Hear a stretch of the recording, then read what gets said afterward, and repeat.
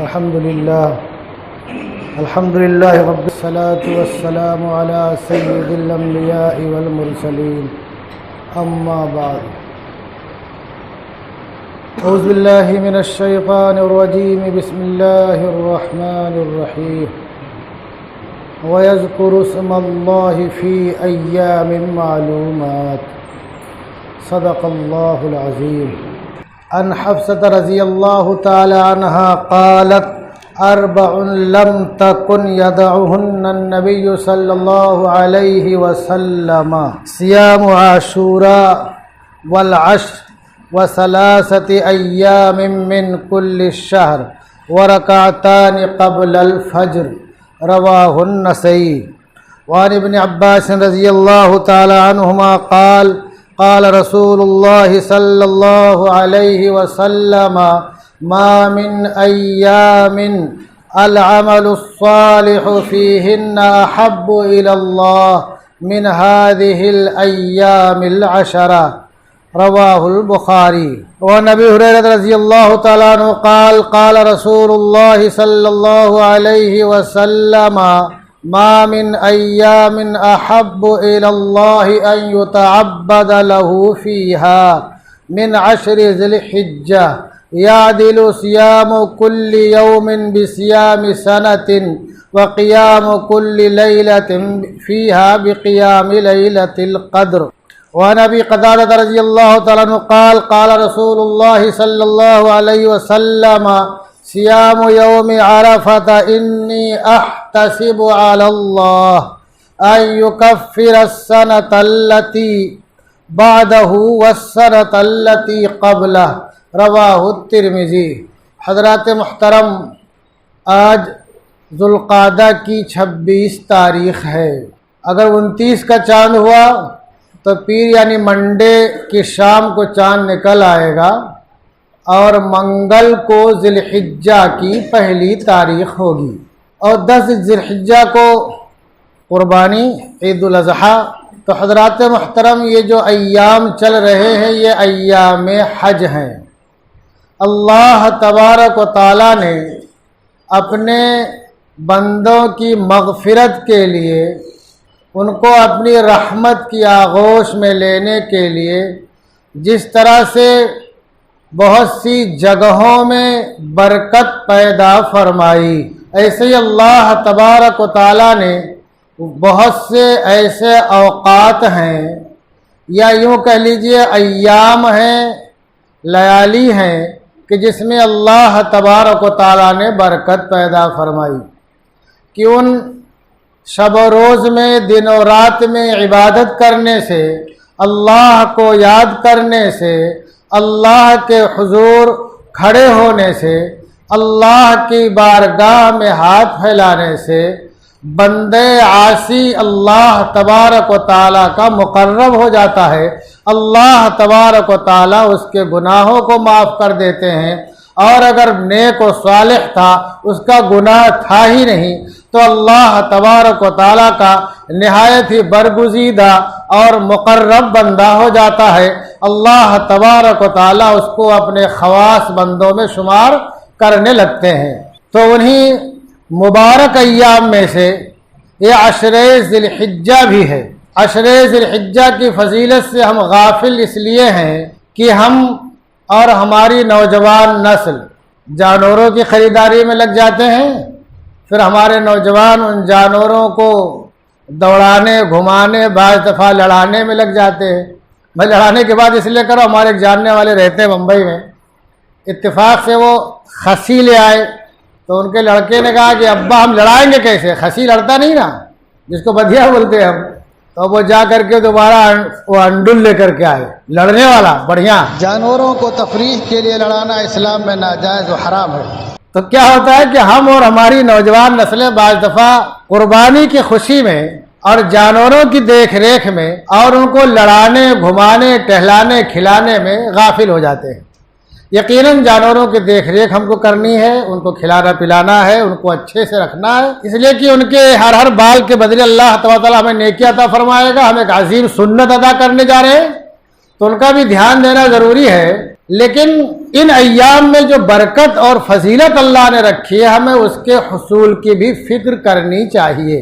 قرآن میں سورہ فجر کی جو ابتدائی آیتیں ہیں والفجر ولیال عشر والشفع والوتر، اس تعلق سے بہت سے مفسرین نے یہ کہا کہ فجر سے مراد تو جو ڈیلی جو صبح ہوتی ہے صبح صادق، وہ مراد ہے اس واسطے کہ وہ اس دن ایک عظیم انقلاب کا ذریعہ بنتی ہے اور زندگی کی نئی شروعات کا سبب ہوتی ہے۔ کچھ لوگوں نے کہا یکم محرم الحرام ہے، اس کی صبح مراد ہے، مختلف رائے ہیں، لیکن راجح یہ ہے کہ جو صبح ہے روزانہ کی صبح ہے وہ انقلاب عظیم کا سبب ہے۔ اور اگر ولیال عشر اور 10 راتیں، یہ جو 10 راتیں ہیں اس تعلق سے بھی مفسرین نے بہت کچھ کہا ہے، لیکن ان 10 راتوں سے جو مراد ہے بہت سے صحابہ کرام کے نزدیک، مفسرین کے نزدیک، وہ 10 راتیں یہی عشرہ ذی الحجہ ہے، عشرہ ذی الحجہ ہے، یہ ذی القعدہ کی جو آخری تاریخ ہوتی ہے۔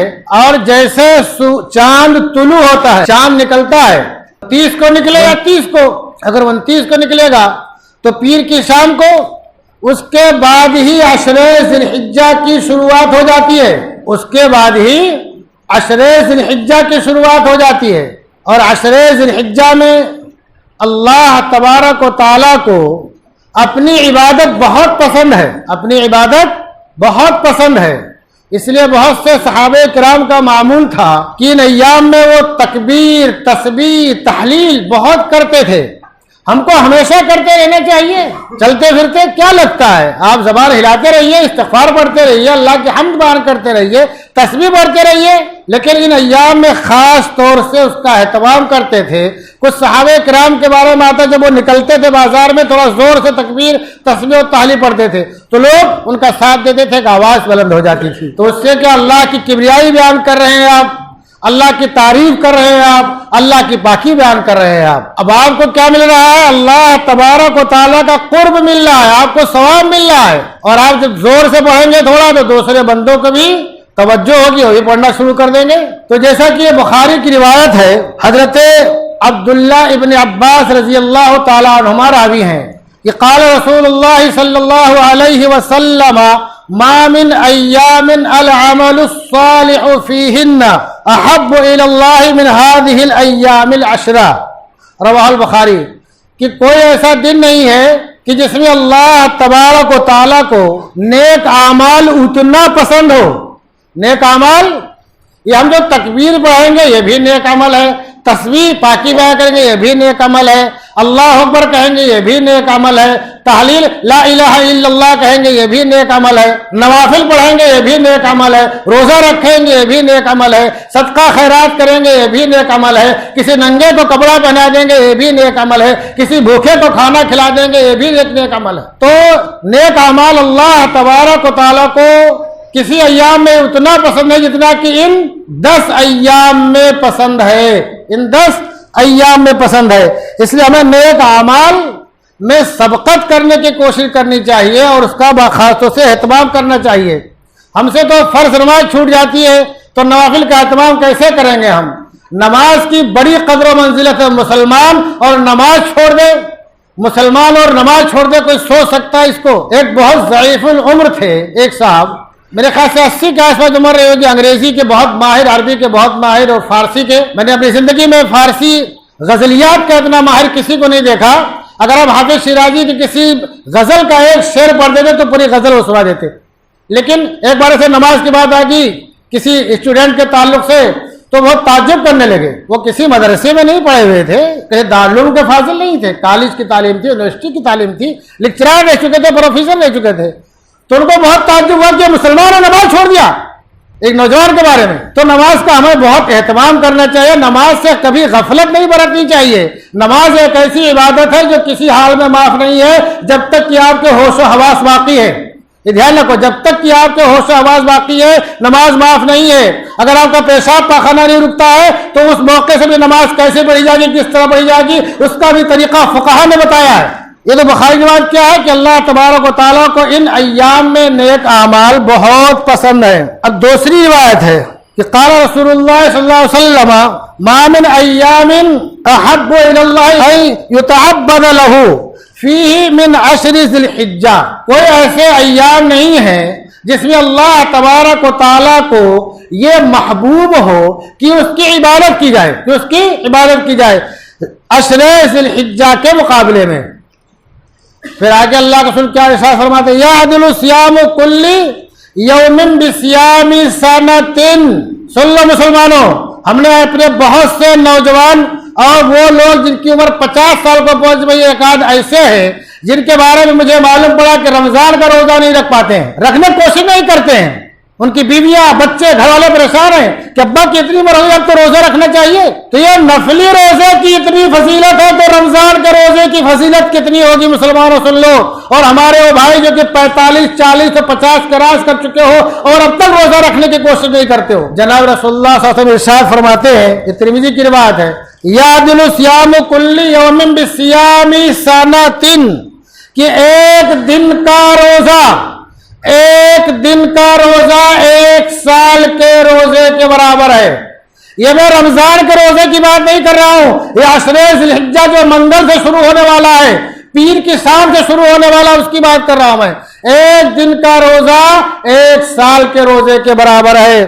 وَقِيَامُ كُلِّ لَيْلَةٍ فِيهَا بِقِيَامِ لَيْلَةِ الْقَدْرِ، اور اس میں رات میں قیام کرنا، ارے مسلمانوں، اگر تم رات میں قیام نہیں کر سکتے ہو تو فجر میں اٹھ کے پہنچ جاؤ بستر چھوڑ کر کے، ایک دن 10-5 دن جلدی سو جاؤ، عشاء پڑھ کے سو جاؤ، جلدی کھانا کھا کے سو جاؤ، 2:30-3 بجے تک دوستوں کے ساتھ گپیں نہ لڑاؤ، فالتو باتیں مت کرو، الٹی سیدھی حرکتیں مت کرو، مجلسیں نہ جماؤ، موبائل 10-20 دن کے لیے رات میں طاق پہ رکھ دو، چھٹی لے لو، اللہ کا قرب حاصل کرنے کے لیے کچھ تو قربانی دے دو۔ نہ قیام کرنا تو چھوڑ دیجئے، کسی آبادی میں مسلمانوں کی دینداری کو جانچنا ہو، آپ کو کسی مسلم آبادی میں مسلمانوں کی دینداری اور دینی بیداری کو آپ کو جانچنا ہو تو وہاں کی فجر کی نماز میں آپ پہنچ جائیے، آپ کو معلوم پڑ جائے گا کتنے دیندار لوگ ہیں۔ جبو دستار سے کچھ نہیں ہونے والا ہے، سفید کرتے پاجامے سے کچھ نہیں ہونے والا ہے، جبہ قبہ اور امامے سے کچھ نہیں ہونے والا ہے۔ جب آپ نماز جیسی اہم عبادت کو چھوڑ دیں گے جو فرض ہے، جس کو دین کا ستون کہا گیا ہے، رکن اعظم کہا گیا ہے، تو جو عشر ذی الحجہ جو 10 دن اور 10 راتیں ہیں، اس میں رات کا قیام اللہ کے پیارے حبیب صلی اللہ علیہ وسلم کی مبارک زبان سے نکلے ہوئے الفاظ ہیں، شب قدر کے برابر ہے۔ کس کے برابر ہے؟ شب قدر کے برابر ہے۔ تو مسلمانوں، نوجوانوں، میں تم سے کہتا ہوں، اگر تم قیام نہیں کر سکتے ان 10 دنوں میں، نوافل کا اہتمام نہیں کر سکتے تم، تو کم سے کم جماعت سے نماز پڑھنے کا اہتمام کر لو، اور فجر میں جماعت کے ساتھ تکبیر اولیٰ کے ساتھ اپنی حاضری اللہ کی بارگاہ میں درج کراؤ۔ روزہ جو ہے عشر ذی الحجہ کا روزہ رکھنا چاہیے، عشر ذی الحجہ کا روزہ رکھنا چاہیے۔ عشر ذی الحجہ نے 9 روزے اس لیے ہیں، جو 10 تاریخ ہے وہ قربانی کا دن ہے۔ 5 دن ایسے ہیں سال میں، 5 دن ایسے ہیں کہ جس میں روزہ رکھنا حرام ہے۔ ایک تو یکم شوال، وہ عید والا دن، عید الفطر، جہاں سوئی جس میں کھاتے ہیں ہم، اور یہ 10 11 12 13، اور یہ 4 دن ادھر قربانی والے، بقرعید والا دن، اس کے بعد والا 3 دن۔ تو یہ جو دوسری احادیث سے 10 ذی الحجہ کا گویا کہ استثناء ہوگا، اس دن روزہ رکھنا حرام نہیں رکھیں گے، تو باقی بچتے ہیں 9 دن۔ کتنے بچتے ہیں؟ 9 دن۔ تو ان 9 دنوں میں روزے کا اہتمام کرنا چاہیے، اور اگر ہم پورے 9 دن، 1 سے لے کر 9 عرفہ کے دن تک روزہ نہ رکھ سکے تو کم سے کم جو عرفہ کا روزہ ہے وہ رکھ لے۔ عرفہ، خالی عرفہ کے روزے کی فضیلت سن لو۔ عرفہ جو 9 ذی الحجہ، جس دن حجاج کرام میدان عرفات میں جاتے ہیں، اللہ تبارک و تعالی ہم تمام لوگوں کو اپنے اہل و عیال کے ساتھ میدان عرفات میں اگلے سال پہنچا دے حج کرنے کے لیے۔ وہ روایت کے حضرت قتادہ رضی اللہ عنہ راوی ہیں، قال رسول اللہ صلی اللہ علیہ وسلم صیام یوم عرفۃ انی احتسب علی اللہ ان یکفر السنۃ التي بعد والسنۃ التي قبل، رواه الترمذی۔ خالی عرفہ کے روزے کی فضیلت اللہ کے رسول بیان فرما رہے ہیں کہ اللہ کی ذات سے، اس کی رحمت سے مجھے یہ امید ہے کہ اللہ تبارک و تعالیٰ اس کے ذریعے 1 سال گزشتہ اور 1 سال آئندہ کے گناہ کو معاف کر دے گا۔ 1 سال گزشتہ اور 1 سال آئندہ کے گناہ کو معاف کر دے گا۔ عرفہ کے روزے کی اتنی فضیلت ہے، اتنی فضیلت ہے، تو عرفہ کے روزے کا تو خاص طور سے ہمیں اہتمام کرنا چاہیے، روزہ خود رکھنا چاہیے، اپنے نونہالوں کو، نوجوانوں کو بھی عرفہ کا روزہ رکھنے کی ترغیب دینی چاہیے۔ رسول اللہ صلی اللہ علیہ وسلم کی زندگی کے کچھ ایسے معمولات ہیں جس پر آپ نے مداوت فرمائی ہے، جیسا کہ نسائی کی روایت ہے، مائی حفصہ رضی اللہ تعالیٰ ارشاد فرماتی ہیں کہ 4 چیزوں کو رسول اللہ صلی اللہ علیہ وسلم نے نہیں چھوڑا، 4 چیزوں کو نہیں چھوڑا۔ پہلی چیز کیا ہے؟ عاشورہ کا روزہ، 10 محرم کا روزہ۔ 10 محرم کو روزہ رکھنا سنت ہے، پہلے روزہ رکھنا فرض تھا رمضان کے روزے سے پہلے، لیکن ہم کیا کرتے ہیں؟ عاشورہ کے 10 محرم کو شربت پلاتے ہیں اور سوچتے ہیں شربت پلا کے ہم سیدھا جنت میں چلے جائیں گے۔ جو اللہ کے رسول کی سنت تھی اس کا مذاق اڑاتے ہیں ہم اور لوگوں کو شربت پلاتے ہیں۔ تمہارے شربت پلانے سے حضرت حسین رضی اللہ تعالیٰ عنہ کی روح کو خوشی ہوگی یا ان کو تکلیف ہوگی کہ انہوں نے میرے نانا کی سنت کا مذاق اڑایا اور دوسرے کام میں لگ گئے؟ تم خود فیصلہ کر لو۔ تو آپ عاشورہ کا روزہ نہیں چھوڑتے۔ دوسری چیز والعشر، جو یہ ایام عشرہ جو 10 دن ہیں، اس کے روزے آپ نہیں چھوڑتے، اس لیے ہمیں کم سے کم عرفہ کے روزے کا اہتمام کرنا چاہیے۔ اور آگے بتا دو وثلاثۃ ایام من کل شہر، اور ہر مہینے کے 3 روزے رکھتے تھے، جس کو ایام 20 ہم کہتے ہیں۔ ایام 20 کا روزہ رکھنا ہمیں سنت ہے۔ ہمارے گھروں میں عورتیں وہ تمام روزہ نکالنا یہ پتہ نہیں کہاں سے جس کا اللہ کے رسول کی زندگی میں، صحابہ کرام کی زندگی میں، بزرگان دین کی زندگی میں کہیں کوئی تذکرہ ہی نہیں ہے، پتہ نہیں کون سا روزہ، لیکن جو سنت ہے وہ ہمیں اور ہمارے گھر والوں کو نہیں معلوم ہے۔ ایام 20 کے روزے سنت ہیں، وہ مہینے میں 3 دن 13، 14، 15 عربی تاریخ کے حساب سے رکھنا چاہیے۔ آپ نے ایام 20 کے روزے نہیں چھوڑے۔ اور چوتھی چیز کیا ہے؟ اور فجر سے پہلے کی 2 رکعت، یعنی فجر کی جو 2 سنتیں ہیں آپ نے ان کو نہیں چھوڑا۔ فجر کی سنتوں کی بڑی اہمیت ہے۔ ہم فجر کی سنتیں کب پڑھیں گے؟ جبکہ ہم فجر کی نماز پڑھنے آنے والے بنیں گے۔ اللہ تبارک ہمیں ہماری نسلوں کو سچا پکا نمازی بنائے۔ اب ایک بات اور سن لیجئے، وہ کیا ہے؟ وہ بھی مستحب ہے۔ حضرت اسامہ رضی اللہ تعالیٰ عنہ راوی ہیں کہ قال رسول اللہ صلی اللہ علیہ وسلم اذا دخل العشر، جب چاند نکل آئے، کس کا؟ ذی الحجہ کا۔ اذا دخل العشر، جب ایام عشرہ داخل ہو جائے، شروع ہو جائے، مطلب چاند نکل آئے۔ وَأَرَادَ بَعْضُكُمْ أَن يُضَحِّيَ، اور تم میں سے جو قربانی کا ارادہ رکھتا ہو۔ ہر مالک نصاب پر قربانی واجب ہے، دھیان دینا۔ جتنے گھر میں مالک نصاب ہے سب پر واجب ہے۔ کسی ایک کے کرنے سے گھر والوں کی سب کی قربانی نہیں ہوگی۔